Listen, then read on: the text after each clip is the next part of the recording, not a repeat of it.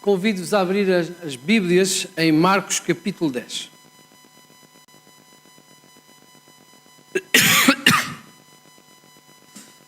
Queridos,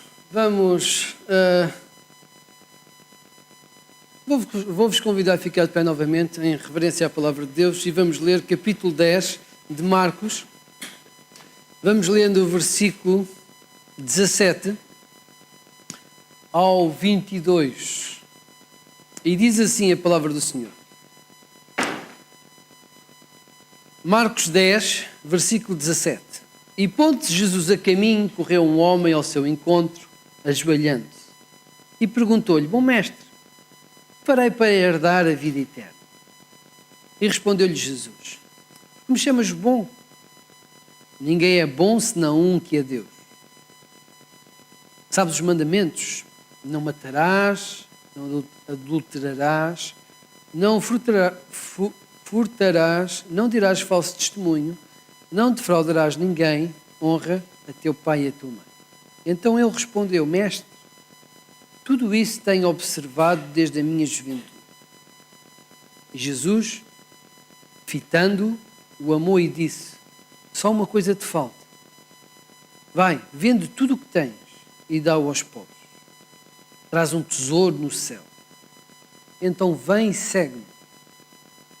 Ele, porém, contrariado com esta palavra, retirou-se triste, que era dono de muitas propriedades. Vamos orar. Senhor Deus, damos-te graças pela tua palavra e te pedimos, Senhor, que tu nos fales por ela. Que uses este tempo para que o teu Santo Espírito fale connosco. Nos entregamos nas tuas mãos, como cantamos. Queremos ouvir a tua voz e fazer a tua vontade. E se alguma coisa estiver em desacordo com o que tu queres para nós, então incomoda-nos de tal maneira que nos possamos render, Senhor, a ti. Se algum aspecto tu queres que nós cresçamos, Senhor, então faz-nos crescer, santifica-nos, Senhor. E se há algo, Senhor, que nós temos estado a fazer que te agrada tanto, Senhor, então exorta-nos para que o que continuemos a fazer. Mas o que nós queremos agora, Senhor, com a tua palavra, é ouvir o teu Espírito a falar. No nome de Cristo, Senhor, nós oramos. Amém. Tenham a bondade de sentar. Esta passagem, eu gosto muito desta passagem. E volta e meia gosto de voltar a este texto e pensar um pouco sobre ele. E é interessante, este texto ajuda-me a crescer muito na minha fé. Ensina-me muito sobre o que é viver para Deus. E sempre que o leio, aprendo sempre mais alguma coisa. Isto mostra de facto que a palavra de Deus é viva. Ela é dinâmica, não é uma coisa estática, é viva. Então, os irmãos que também conhecem esta passagem, vamos meditar aqui um pouco sobre a vida deste homem e tentar perceber um pouquinho daquilo que se passou neste contexto. Este homem, que diz aqui em Marcos fala de um homem, mas nos outros evangelhos fala de um jovem. Ele é conhecido como jovem rico. Ele era jovem, os evangelhos mencionam a sua juventude, mas a característica principal deste jovem, qual é? Qual é? Ser rico, ter muitas propriedades. Um dos textos diz que ele era riquíssimo. Então, esta é a característica dele que mais se nota, porque esta será a característica dele que o vai impedir de caminhar com o Senhor. Jesus disse-lhe, ele chega-se ao pé de Jesus e diz: Mestre, como é que eu posso herdar a vida eterna? E Jesus dá-lhe os mandamentos. Mas os mandamentos que Jesus lhe lhe dá, ou que menciona, são os mandamentos que dizem respeito à sua vida com o próximo. Há mandamentos que falam da nossa relação com o Senhor Deus e outros mandamentos nos referem à relação que nós temos com o próximo. Então, Jesus diz-lhe, olha, não matarás, não adulterarás, não furtarás, não dirás falso testemunho. E agora uma paráfrase dizendo não defraudarás, que significa não cobiçarás. Honra a teu pai e a tua mãe. Então Jesus diz, olha, tens que obedecer aos mandamentos. E na sua consciência, como vimos, na sua consciência, ele observava os mandamentos. Ele cumpria-os. Quer dizer que ele fazia na sua vida o que podia para cumprir os mandamentos de Deus. Então era temente, de certo modo. E ele diz, tudo isto tenho observado desde a minha juventude. Então podemos entender o quê deste homem?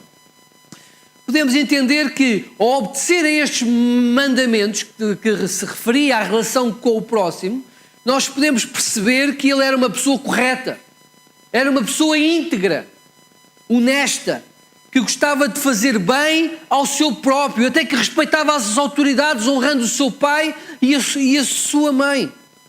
Então, era um homem de caráter. Aquilo que nós habitualmente dizemos assim, olha, era uma boa pessoa, uma pessoa correta, uma pessoa com um comportamento digno, daqueles que é fácil ser amigo, daqueles que nós gostamos de ter ao nosso lado. Mas Lucas também nos vai dizer que ele era um homem de posição. Ele era um homem de posição. Possivelmente ele seria alguém que tinha destaque na sinagoga onde reunia, apesar de ser jovem. A sua voz era ouvida. Ele tinha estatuto, tinha importância. Quando ele falava, as pessoas escutavam aquilo que ele dizia. Então temos um jovem rico com uma posição elevada na sociedade em que a sua voz era ouvida. Mas sem dúvida nenhuma que a característica que mais refere os evangelhos é a riqueza que ele tinha. E ele, sendo rico, tinha muitos prazeres. Tinha segurança, tinha conforto, tinha poder, tinha importância. Ser rico há de ser engraçado. Há uns tempos deu um programa na televisão, não sei que programa é, porque não assisti, só apanhei-o de vez em quando, em que mostrava os craques da seleção, campeã europeia, e as casas onde eles viviam. Os irmãos viram? Então, mostrava as casas de luxo que eles tinham. Quase todos eles ganham muito bem. E eles usufruem do melhor luxo que um homem pode ter na Terra.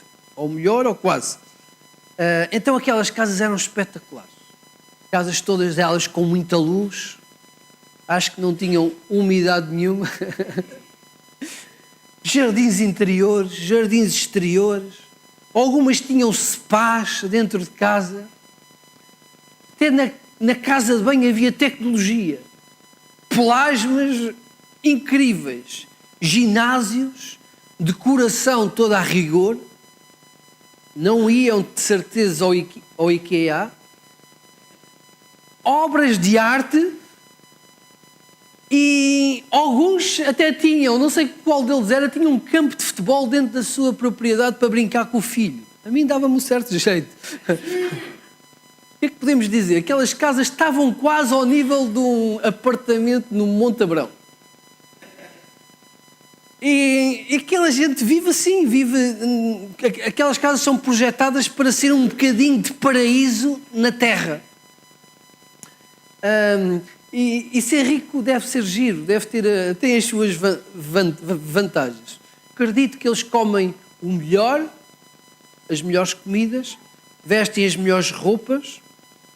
Este jovem, com certeza, que vivia na melhor casa ou numa das melhores casas da sua cidade. tinha pessoas que o serviam, ele não tinha que fazer aquelas coisas que ninguém gosta de fazer, tinha empregados que o faziam. Ser rico dá-nos a possibilidade de ter tudo o que de material podemos ter. E isso é bom, agrada-nos. Eu não sei, mas com certeza que terá acontecido connosco. Queremos comprar uma coisa que não podemos. Certo? E vamos comprar e dizer assim, bem, esta não posso, vou levar esta, que é melhor. Agora o rico não. O rico vai e compra. Ele não fica com água na boca por nada e ele não fica com o desejo de ter absolutamente nada porque tem dinheiro para comprar. Então o rico tem vantagens, tem prazeres. E ele gostava disto, este jovem, com certeza que gostava disto. Só que a riqueza não é tudo. Isto parece um chavão, mas é a realidade. E as escrituras mostram-nos isto. Apesar de ele ser rico e ter acesso a todo esse estatuto, essa riqueza, esse bem-estar, esse conforto, essa segurança, acontece que ele chega ao pé de Jesus com um vazio interior grande.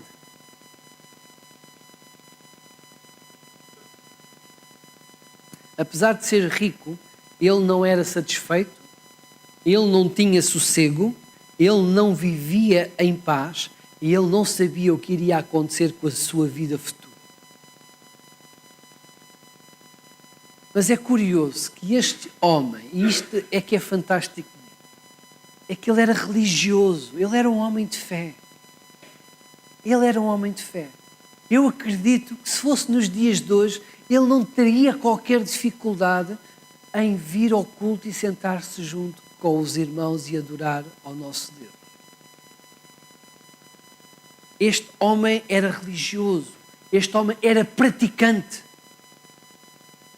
Ele procurava agradar a Deus, ele procurava cumprir as leis, a lei de Moisés, ele conhecia a história de Israel, ele conhecia as profecias, ele, como ele próprio disse, ele obedecia aos mandamentos, só fazia por isto. Por isso temos aqui um homem de caráter, honesto, rico, não era um rico como o Zaqueu, que era um trafulha, não, ele era honrado, tinha tudo, tinha a sua fé e praticava a sua fé.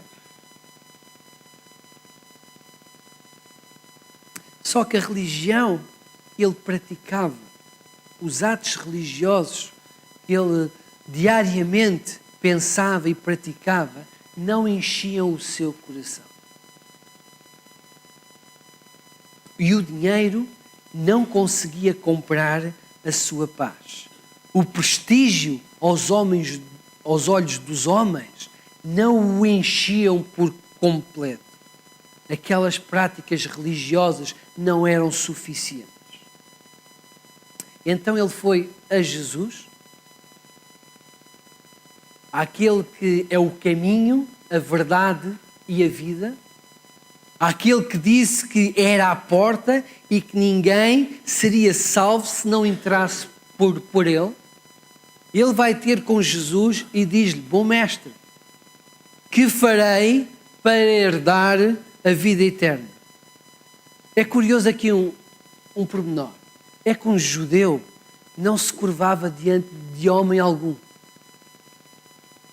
Mas ele curvou-se diante de Jesus. E chamou-lhe bom, como sabia muito bem, e Jesus cita isso, que bom só há um que é Deus. Mas ele curvou-se, ele ajoelhou-se perante Jesus, ele foi humilde, apesar de ser rico, apesar de ser um homem de posição, apesar de ser conhecido na cidade, ele não teve problema, face ao seu vazio interior, de chegar ao pé daquele rabi, daquele mestre, e ajoelhar-se perante ele e perguntar-lhe: olha, como é que eu posso ter a vida eterna? E Jesus simplesmente vai abalroar a sua vida, vai detonar a sua vida por completo, todas as suas convicções. depois de lhe ter dito os mandamentos relativos ao próximo, Jesus vai fazê-lo pensar naquele que é o primeiro mandamento: não terás outros deuses além de mim. Versículo 21. Vamos acompanhar. E Jesus, fitando, ou seja, olhando para ele, disse: só uma coisa te falta. Só uma coisa lhe faltava para herdar a vida eterna. Vai, vende tudo o que tens e dá-os aos pobres e terás um tesouro no céu. Então, vem e segue-me. Jesus diz-lhe duas coisas. A primeira, diz-lhe: olha, precisas de vender tudo o que tens e dá-lo aos pobres. Esta passagem muitas vezes fica assim: mas porquê é que Jesus disse isto? Não é muito bem compreensível. Muitos até perguntam assim: então, mas uma pessoa para ser salva tem que ser pobre? Não é? A pessoa para ser salva tem que ser pobre? Será que o homem não podia ser rico e ser salvo? Jesus não está a ser radical. Imagine o que era hoje um pastor dizer a um membro da igreja assim: olha, o irmão é idólatra, tem que vender todos os seus bens, venda o seu carro, venda o seu apartamento e pegue no seu dinheiro do banco e dê-o aos pobres. Imagine, era chocante, não era? Era chocante. Era preciso coragem. Mas Jesus fê-lo. Jesus fê-lo. Jesus disse: olha, todos os teus bens, vende-os e dá-os aos pobres. Não que a riqueza tivesse algum problema. Nós conhecemos as Escrituras. Deus enriqueceu Abraão, Isaac e a Jacó. E quando perguntou a Salomão o que Salomão queria, Salomão disse que queria sabedoria para ajuizar o povo de Deus. Além de sabedoria, Deus enriqueceu. E ele não pediu as riquezas, mas Deus enriqueceu. Por isso, o problema não era o dinheiro, o problema não era este homem ser rico. E também não era por vender as propriedades que ele ia ganhar um lugar no céu, ou iria ganhar a vida eterna. Se repararem, a segunda coisa que Jesus diz é: vende, primeira, e a segunda, vem e segue-me. Este é que é o segredo da vida eterna.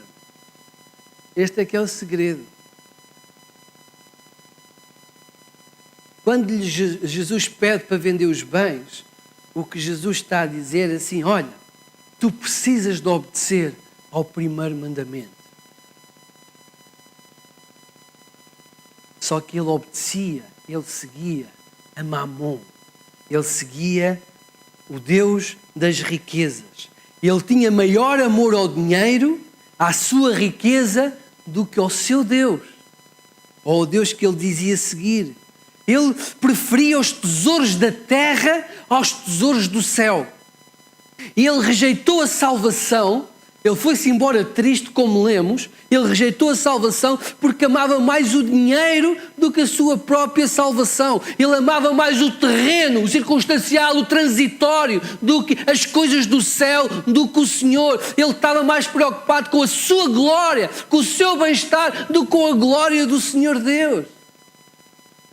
E Jesus olhou para o seu coração e o que Jesus lhe diz é assim: olha, dá-me o teu Deus, abdica do teu Deus, abdica do teu altar, abdica do trono que está no teu coração se me queres seguir. Jesus sabia que a riqueza para aquele homem era o seu bem principal, era o seu Deus, e que ninguém era mais importante do que o seu dinheiro, e que ele era fiel às riquezas que tinha, a Mamon. E Jesus simplesmente diz: olha, derruba Mamon, desfaz-te dos teus bens, vem e segue. Este homem era um idólatra. Ele escolheu ir embora. Foi triste, mas ele escolheu ir embora. Outra das coisas que me deixa a pensar é a atitude que Jesus teve. Jesus não foi atrás dele: espera lá, anda cá, vamos conversar mais. Eu vou-te explicar mais sobre o reino de Deus. Olha, eu ainda não te falei das promessas da herança que tu tens à minha espera. Jesus não fez isso. Jesus simplesmente deixou-o ir. Possivelmente quase todos nós, não todos nós, íamos atrás do homem. Jesus deixou-o ir. E também é curioso como Marcos refere, diz que Jesus o olhou, fitou com amor. Jesus amou. Jesus disse-lhe o que lhe disse com amor. Exigiu o que exigiu porque o amava, porque lhe queria bem. E apesar de ter sentido amor por ele, deixou-o ir. Jesus não baixou os padrões, não correu atrás dele. Era uma escolha que o jovem tinha que fazer. Ele tinha que decidir a quem dar o coração, ele tinha que decidir a quem entregar a sua vida. E ele escolheu Mamon, escolheu a sua glória em vez da glória de Deus. Saiu triste, mas saiu e Deus deixou-o ir. E nós podemos pensar assim, mas Jesus não estava a ser radical demais? Estava. Jesus não foi radical? Foi.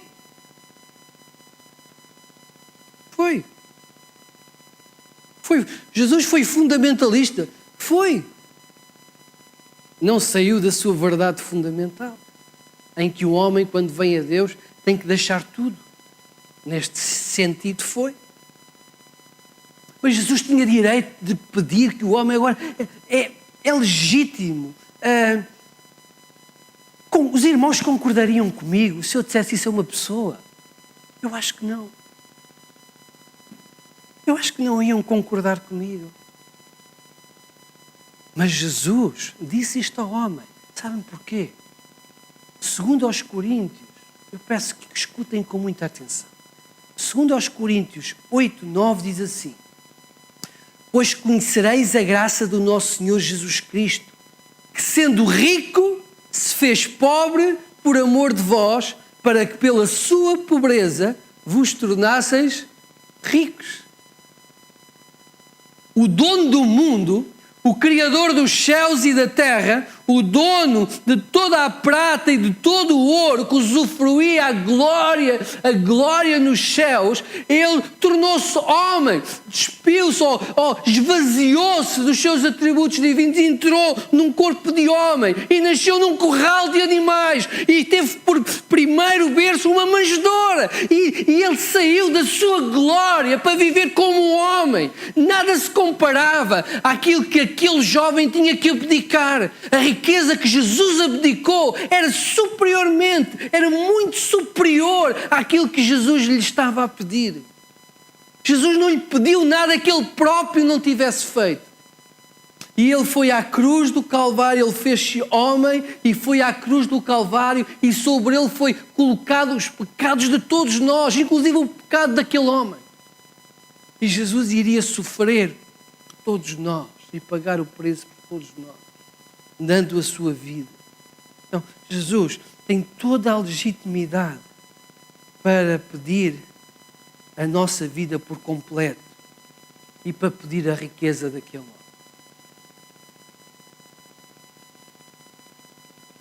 Seguir Jesus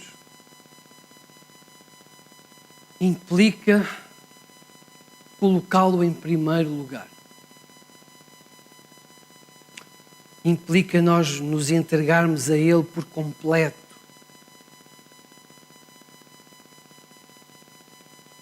O homem foi embora e Jesus passou a ensinar os discípulos. E havia lições que eles precisavam aprender. Eles não compreenderam. Nós vemos pelo texto seguinte. Irmãos, vejam lá, versículo 23. Então Jesus, olhando ao redor, disse aos seus discípulos: quão dificilmente entrarão no reino de Deus os que têm riquezas. E os discípulos estranharam estas palavras. Estranharam porque na cultura judaica um rico era um abençoado por Deus. A ideia que tinham de um rico era a ideia que tinham do rei Salomão, a quem Deus abençoou. A ideia que tinham de Abraão, Isaac e Jacó, a quem quem Deus abençoou e prosperou. Então, a ideia era esta, que se era rico, era porque Deus o tinha abençoado. Então, aquelas palavras de Jesus não faziam sentido em tudo o que eles tinham aprendido até então. E Jesus continuou a ensiná-los. Versículo 25. É mais fácil passar um camelo pelo fundo de uma agulha do que entrar um rico no reino de Deus. Agora vejam o versículo 26. Eles ficaram sobremodo maravilhados. Eles estavam completamente espantados com o que Jesus estava a ensinar. Dizendo entre si, então, quem pode ser salvo?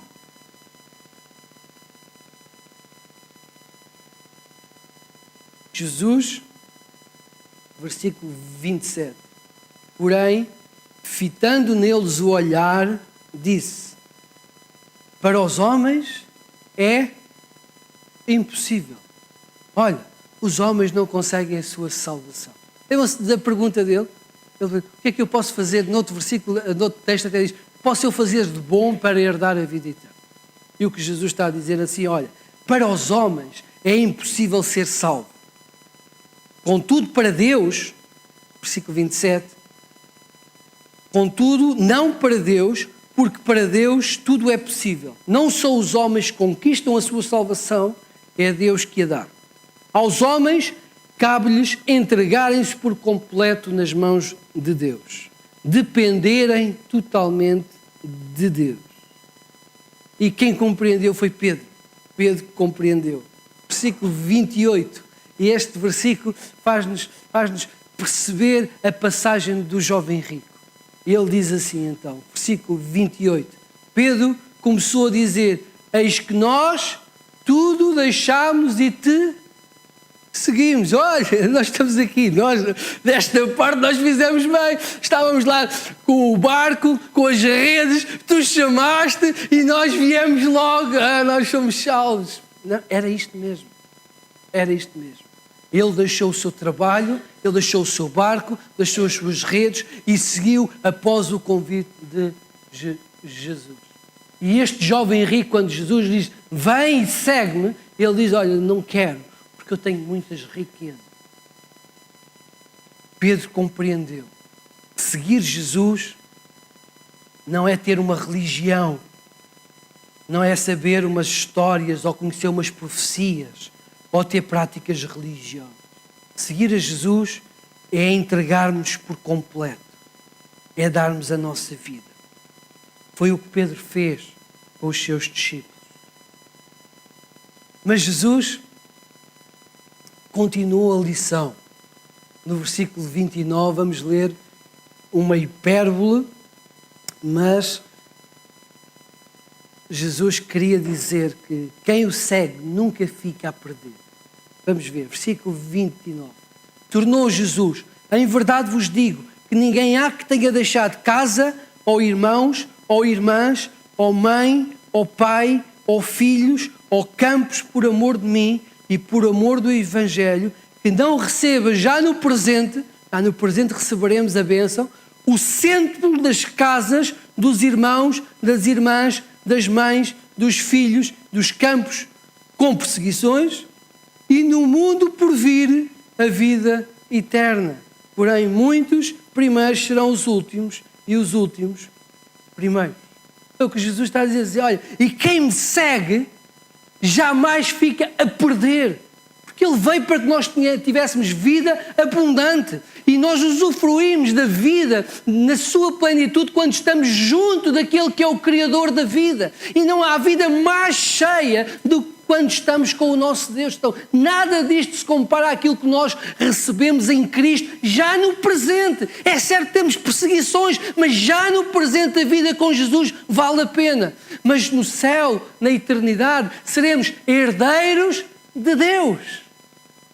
Herdeiros de Deus. Seremos co-herdeiros com Cristo. Receberemos a vida eterna. Nada se compara a isto. Nada se compara a ter Jesus, a ter Deus na nossa própria vida. E nada se compara às promessas que nós temos para a vida eterna. Nada. A riqueza daquele homem era cêntimos, não valia absolutamente nada. Ele trocou prazeres transitórios pelo prazer eterno. Esta é a essência do cristianismo. É nos darmos completamente a Deus, confiarmos a nossa vida ao Senhor. Portanto, quem quiser salvar a sua vida, perdê-la-á. Mas quem perder a sua vida por minha causa, encontrará a verdadeira vida. Foi isto que Jesus nos ensinou. Jesus nunca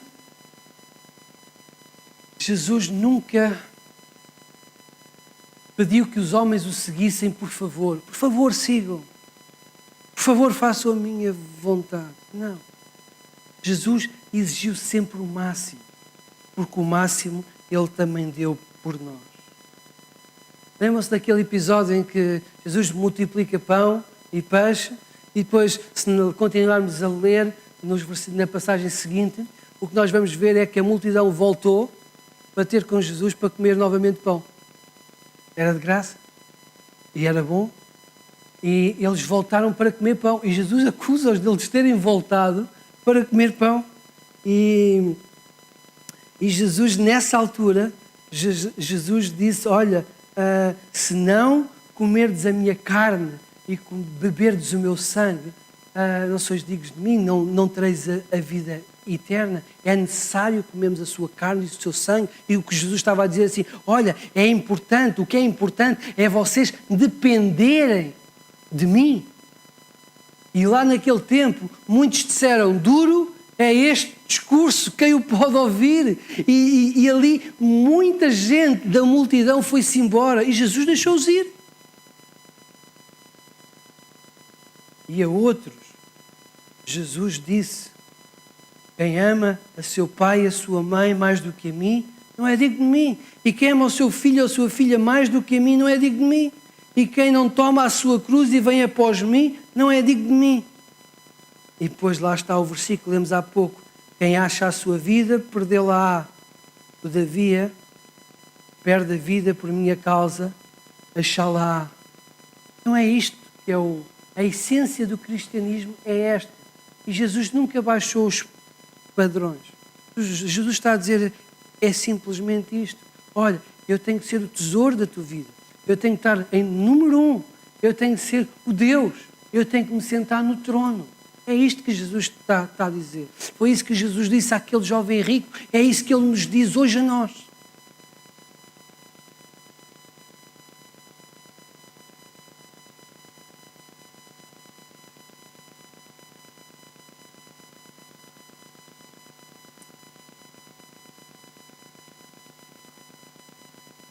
E eu gostava de lhe perguntar isto: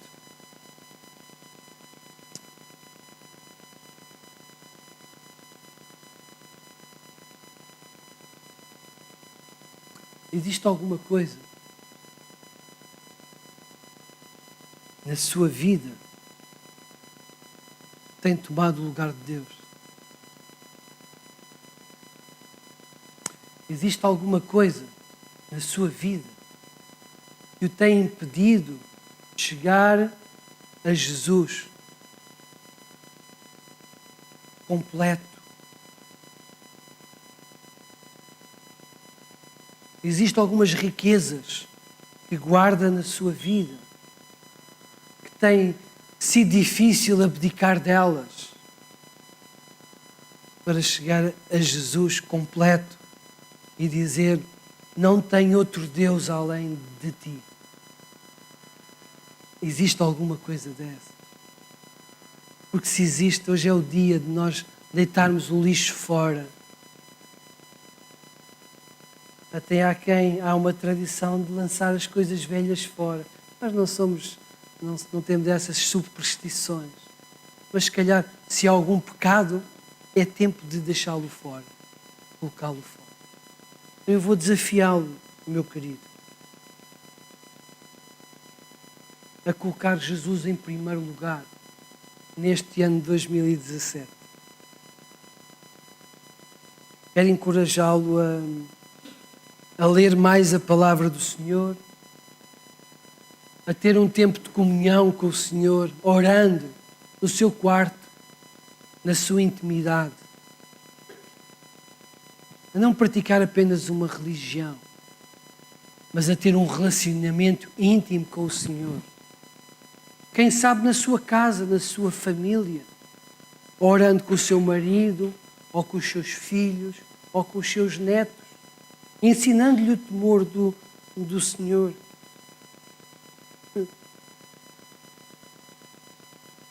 Eu quero desafiá-lo também a ser fiel ao Senhor financeiramente.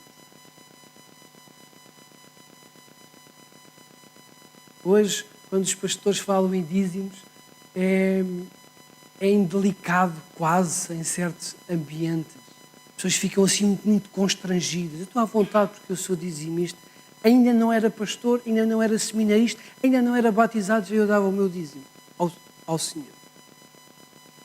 Seja fiel ao Senhor Deus, com aquilo que tem. Se calhar não vai passar tantas dificuldades como tem passado, porque a palavra de Deus diz que Deus abençoa e nós queremos nisto. Use o que o Senhor lhe tem dado para abençoar o seu reino.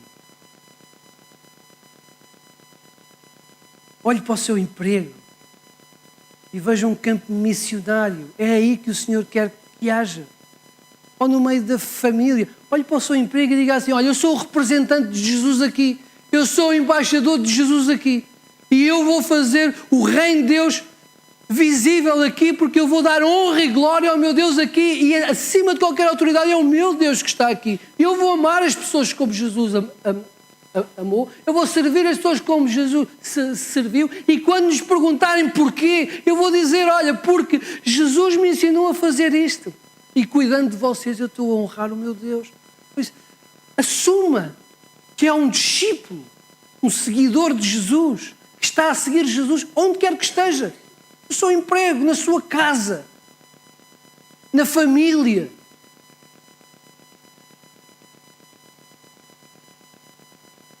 Esteja disposto a servir o Senhor Deus, com tudo o que é, com tudo o que tem, com tudo o que sabe. Porque esta é a essência do cristianismo. É-nos de dar-nos por completo ao Senhor.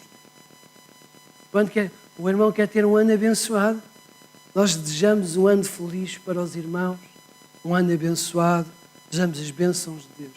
Mas as bênçãos de Deus, um ano abençoado, depende da nossa fidelidade com o Senhor. Se usufruímos da presença do Senhor ou não na nossa vida.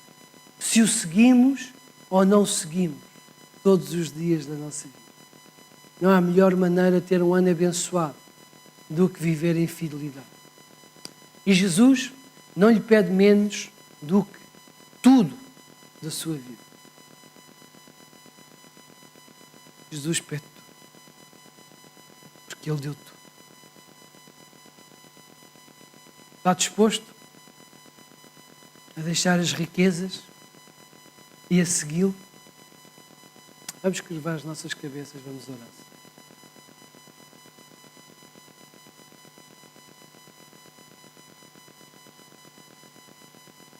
Senhor Deus, nós queremos colocar nas Tuas mãos, Senhor. E não queremos que nada nos atrapalhe de irmos a Ti, Senhor. Os sentimentos maus que foram colocados no nosso coração ou que nós cultivamos em nós, então retira isso, Senhor. Nós não queremos ter esse lixo dentro de nós. Se é um medo, se é uma desconfiança de que Tu supres as nossas necessidades, Senhor, e se temos tendência a fazer o que sabemos, a lutar com as nossas forças, em vez de depender de Ti, então, Senhor, tira de nós essa autossuficiência, Senhor. E ajuda-nos a caminhar sobre as águas com os olhos em Ti, Senhor, no meio das tempestades da vida. Ajuda-nos a confiar em Ti, Senhor. Se é algum bem material, alguma riqueza, se é um vício, se é qualquer coisa, Senhor, nos impede de estarmos diante de Ti, prostrados, dizendo que Tu és o nosso Deus e o nosso Senhor, que és a nossa pérola de grande valor, o nosso tesouro. Se existe alguma coisa, Senhor, que nos impede de olhar para Ti, Senhor, com uma entrega total, eu Te quero pedir, Senhor, que hoje nos convenças, nos dês a coragem e que nos ajudes a tomar as decisões certas para sermos 100% Teus. Queremos ser totalmente Teus.